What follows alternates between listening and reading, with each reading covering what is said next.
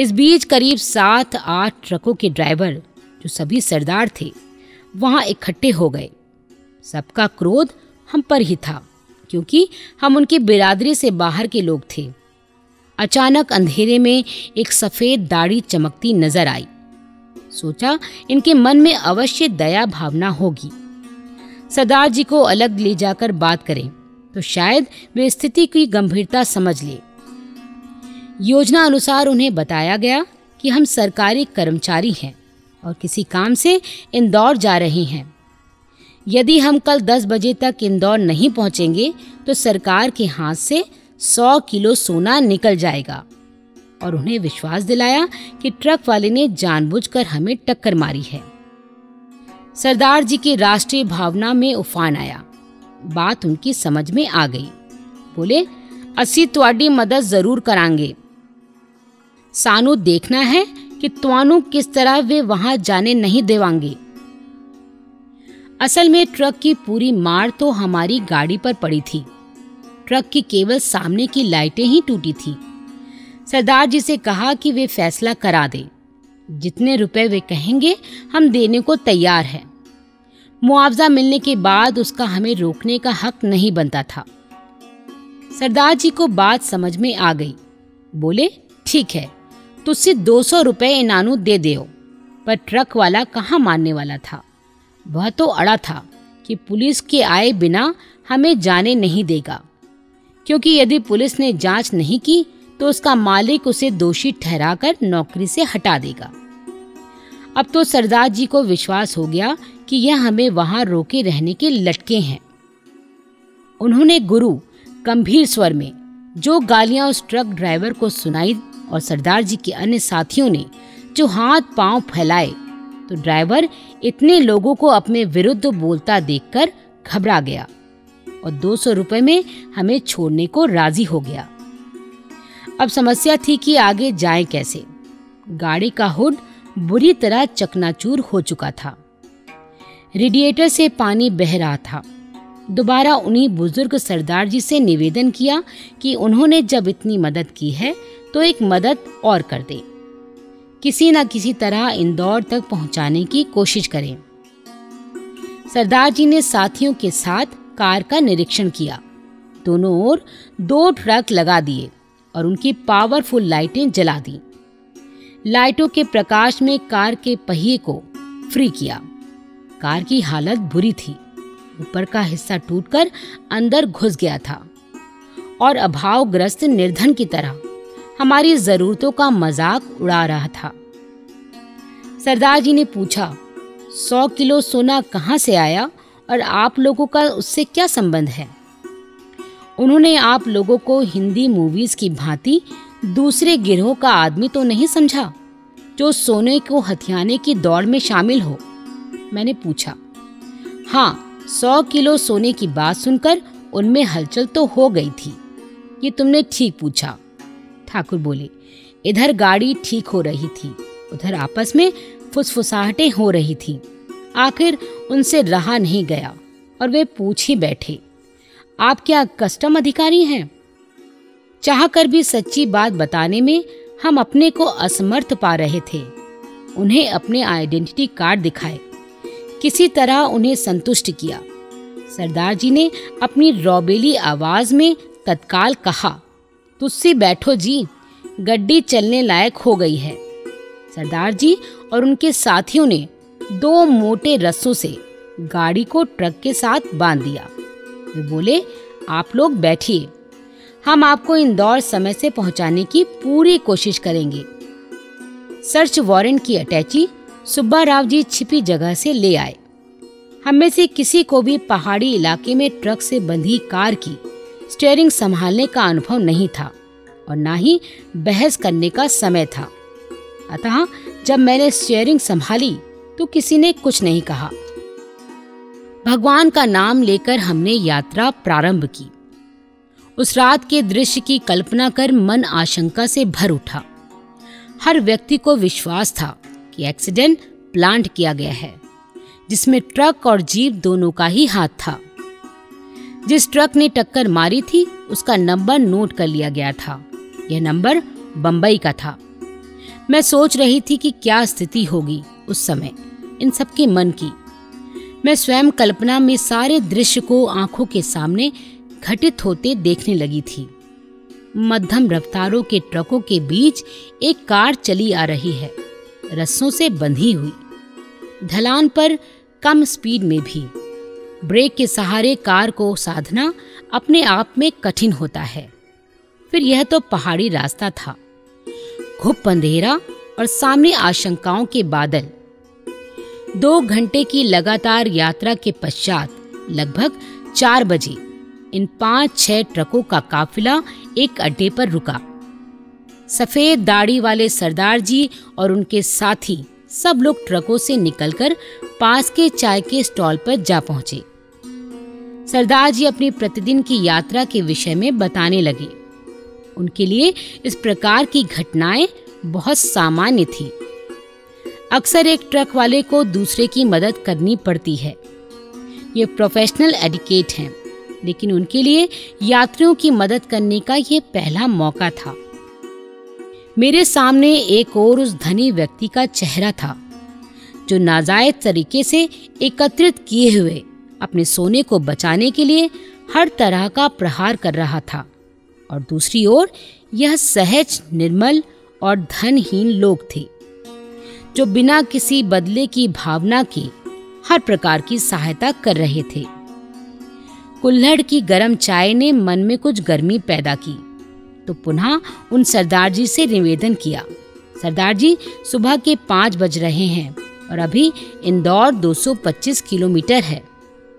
जिस चाल से हम चल रहे हैं उससे 11-12 बजे से पहले तो इंदौर पहुंच ही नहीं सकते। क्यों नहीं दोबारा कार का निरीक्षण किया जाए? यदि गाड़ी आधा पौने घंटे में अपने आप चलने योग्य हो जाए तो शायद समय से पहुंचा जा सके। सरदार जी तत्परता से राजी हो गए। ट्रकों की बलवती रोशनियां दोबारा जल उठीं। अनुभवी आंखें, सधे हुए हाथ फिर अपने करतब दिखाने लगे। चंद मिनटों में कार का लटकता हिस्सा काट कर अलग कर दिया गया। साथी ठाकुर की ओर निहार रहे थे। कार उनकी थी और वह भी बिल्कुल नई। उन पर क्या गुजर रही होगी, किंतु ठाकुर ने विश्वास दिलाया कि उन्हें सचमुच में इस समय और कुछ नहीं दिख रहा है, सिर्फ गंतव्य पर समय से पहुंचना ही दिख रहा है, नहीं तो अब तक की सारी मेहनत अकारत चली जाएगी। फिर से कार स्टार्ट की गई, किंतु रेडिएटर बुरी तरह चू रहा था। सब एक दूसरे का मुंह देख रहे थे। हताश निराश सरदार जी की ओर देखा। इस समय भगवान के रूप में वही दिखाई पड़ रहे थे। सरदार जी के पास ऐसे मौकों के लिए हर दवा तैयार थी। ट्रकों से साबुन के बार्स निकाले और उनसे रेडिएटर के लीकेज को बंद किया। सरदार जी ने कहा, आप लोग कार को थोड़ी दूर तक हमारे सामने चलाकर देख लें। वैसा ही किया गया। कार अपने आप चलने योग्य हो गई, किंतु लाइट और हॉर्न नहीं थे। अब बैटरी से हॉर्न का डायरेक्ट कनेक्शन कर दिया और बिना लाइट के ही आगे की यात्रा की तैयारी की गई। दोबारा कार का सफर शुरू हुआ। सरदार जी और उनके साथी फिर से चाय का कुल्हड़ ले आए। गरम चाय से फुर्ती आई। सरदार जी ने साबुन के 4 बक्से साथ में रख दिए, यदि फिर कहीं लीकेज हो तो काम आएंगे। श्रद्धा से उन लोगों के सामने सिर झुक गए। कैसे उतारा जाएगा उनका एहसान? उनके एहसान तो भुलाए नहीं जा सकते थे, किंतु उनका खर्चा भी हुआ था। साबुन, चाय सब उनकी ओर से था। दबी जबान से पैसे देने का प्रस्ताव रखा तो सरदार जी मुस्कुराकर बोले, भगवान करे आपको सफलता मिले। जब सोना मिल जाए तो एक सिल्ली हमें भी दे दीजिएगा। एक ठहाका हवा में गूंज गया। विदा में ऊंचे उठे हाथों को हिलते हुए दूर तक सब देखते रहे। सरदार जी ने ये भी आश्वासन दिया कि वो सब हमारे पीछे पीछे आ रहे हैं और किसी भी प्रकार की कोई कठिनाई आए तो वो एक ट्रक को ही पूरी रफ्तार से इंदौर दौड़वा देंगे। सरदार जी के इन शब्दों ने सबका मनोबल और बढ़ा दिया। सुबह की ठंडी हवा मन और शरीर को सुकून पहुंचा रही थी। ऐसा लग रहा था मानो वेदना, क्लांति और थकन की रात बीत चुकी है। एक दुखद स्मृति की तरह केवल उसकी कसक ही मन में चुभ रही थी। कार पुनः तेजी से भागने लगी। रास्ते में कहीं कहीं मुर्गों की बांगें सुनाई पड़ती, मानो संकेत दे रही हो कि सवेरा दूर नहीं है। उगते सूरज की किरणों के साथ गाड़ी की गति और बढ़ने लगी। ठाकुर ने बताया कि उस समय मन तो ये कह रहा था कि गाड़ी की गति 100 तक पहुंचा दूं, किंतु सरदार जी ने हिदायत दी थी कि अधिक से अधिक 60, 70 या 80 से अधिक स्पीड ना पकड़े। लगभग 9:30 बजे गाड़ी स्टेट बैंक ऑफ इंदौर के गेट के अंदर घुसी। दूसरे दरवाजे से उसी समय एसएससी की गाड़ी आई। पोर्टिको में इंदौर के सहायक आयकर आयुक्त नेरूरकर और अन्य आयकर अधिकारी खड़े प्रतीक्षा कर रहे थे। उन्हें बंबई से कुरुविला जी ने टेलीफोन पर निर्देश दे दिए थे। सर्च वारंट लिए हुए अधिकारी बैंक मैनेजर के कमरे में घुसे और इसके पहले कि एसएससी कोई कार्यवाही कर सके, नेरूरकर व उनके सहयोगी पूरे बैंक में बिखर गए। लगभग 2 घंटे तक कार्रवाई चलती रही। वह एप्लीकेशन कब्जे में आ चुकी थी, जिसके ऊपर केस का पूरा दारोमदार था।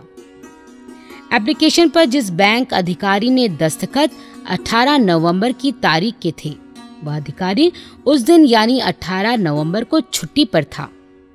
उसने 15 नवंबर से 24 नवंबर तक की छुट्टी ले रखी थी। उसकी वह छुट्टी की अर्जी भी कब्जे में आ गई। उसने अपना एक घर बनवाया था। 20 नवंबर को उस घर के गृह प्रवेश का आयोजन था। इसी कारण वह अधिकारी उन दिनों छुट्टी पर था। प्रमाण स्वरूप उसके गृह प्रवेश समारोह से संबंधित एक निमंत्रण पत्र भी मिल गया था। इससे ये बात और पुष्ट हो गई कि अधिकारी जिसने एप्लीकेशन मिलने की सही दी है, उस दिन बैंक में अपनी ड्यूटी पर था ही नहीं, छुट्टी पर था। बैंक आया ही नहीं था। गोल्ड बॉन्ड एप्लीकेशन पर सही कैसे कर सकता था? कहते हैं झूठ के पांव नहीं होते। ये बात सत्य सिद्ध हो गई। सबके आश्चर्य का ठिकाना नहीं रहा जब बैंक के बाहर निकलने पर रास्ते में देवदूतों की तरह मिले सरदार जी और उनके साथी ट्रकों से उतरते दिखाई पड़े। वाहे गुरु जी दा खालसा के नारों से आसमान गूंज उठा। प्रश्न अनबूझा था कि सरदार जी को यहाँ का पता कैसे मिला। सरदार जी हंस पड़े, बोले जैसे ट्रक चलाते हैं वैसे ही थोड़ी बुद्धि भी दौड़ाई तो लगा कि सरकारी काम है तो सरकारी बैंक में ही होगा। और आप लोगों की बातचीत में भी ऐसा कुछ सुनाई पड़ा था। समझ में आ गया कि रास्ते पर चलने वाले आंखें सब ओर का ध्यान ना रखें और आंख कान खुले ना रखें तो रास्ते में भटक सकती है। मंजिल पर पहुंचने के लिए हाथ पैरों की कुशलता जरूरी है, तो ये भी जरूरी है कि बुद्धि का भी पूरा इस्तेमाल किया जाए। मेरी आंखों के सामने घूम गया खार की अपनी सहेली के आंगन का दृश्य। जब अर्जरिया महाराज से बात हुई थी और सिंह वाहिनी माँ दुर्गा का हाथ अभय मुद्रा में उठते देखा था। इंदौर के रास्ते में माँ का आशीर्वाद ही मेरे पति के साथ चल रहा था। उन्हें अभय दान देते हुए ये सिद्ध हो गया। नहीं तो इस भयानक सफर में कहीं भी कुछ भी हो सकता था। मन ही मन माँ को प्रणाम किया, प्रार्थना की कि यह अभय कवच सदैव हमारे साथ रहे। सारा किस्सा सुनकर एक ओर से प्रसन्नता हुई कि इतने दिन की मेहनत से समूची अर्थव्यवस्था व कानून को नकारने वाली एक ईंट खिसकाने में तो सफलता मिली। इस एक ईंट के खिसकने से समाज के ऐसे ही कितने औरों के दिल में एक डर तो पैदा होगा कि सतर्क और अनुभवी आंखों के सामने उनकी सब चालें बेकार होंगी। पति की सफलता पर हर स्त्री का मस्तक गर्व से उन्नत हो जाता है। मेरा भी हुआ। उसके आगे मैं अपनी कार की बदशक्ली, टूट फूट सब भूल गई, किंतु एक चिंता तो थी मन में जिसे मैं कह देना चाहती थी मौका मिलते ही। पर मौका मिल ही नहीं रहा था। दिन भर कॉलोनी के और लोग आते जाते रहे हालचाल पूछने। ठाकुर समझ रहे थे इतने बड़े हादसे के बाद मैं उनसे कुछ कहना चाहती हूँ। सबसे अलग कुछ क्षण के लिए उन्हें केवल अपने लिए पाना चाहती हूँ। एक आध बार मेरे पास आकर बुदबुदाए भी कि सर्वश्रेष्ठ एकांत भीड़ में ही होता है। मैं भी ये जानती थी कि सर्वश्रेष्ठ एकांत भीड़ में ही होता है, किंतु अब हमारे वह दिन बीत चुके थे जब भीड़ भरे माहौल में भी हम एक दूसरे की आंखों में आंखें डालकर ऐसा महसूस करते थे मानो उस अपार हुजूम में केवल हम दो ही व्यक्ति हैं, केवल दो, और सब अस्तित्व विहीन है। उस समय उस देखा देखी में भी इतनी बातें आंखों ही आंखों में हो जाती थी। पर अब तो शिकवे शिकायतों के दिन हैं। हाँ, वैसे इन तरह की शिकवा शिकायतों के दिन ईश्वर की कृपा से हमारी जिंदगी में अभी तक कभी नहीं आए थे, आज से पहले। इसलिए मैं चाहती थी कि जब एकांत हो तो धीरज से बैठकर बातें करूं। एकांत मिला रात्रि में। यात्रा और दिन भर की गहमा गहमी से क्लांत ठाकुर कमरे में आते ही सो गए, पर मैं करवटें बदलती रही। चिंता के बादल उमड़ते घुमड़ते रहे। नाइट लैंप की अंधियारे जैसी नीली धीमी रोशनी में इनकी मुंदी पलकों को मैं देखती भर रह गई। प्यार उमड़ आया। अपने दोनों हाथों से उनका चेहरा थाम लिया, फिर उंगलियां बालों में पिरो दी और धीरे धीरे सिर सहलाने लगी।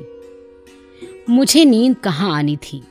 उत्तर रात्रि में इनकी नींद टूटी तो मेरे सिर को कोमलता से अपने कंधे पर रखकर थपकते हुए पूछा, कब से जाग रही हो? पता नहीं, मैं तो सोई ही नहीं। हाँ, एक आध बार झपकी लग गई हो तो अलग बात है, मैंने हौले से उत्तर दिया। क्यों? अगर उस वक्त रात का सन्नाटा ना होता तो शायद यह क्यों का स्वर मैं सुन भी ना पाती। इतने अस्फुट स्वर में ये बोले थे। बस ऐसे ही कहकर मैं इनके और पास खिसक आई।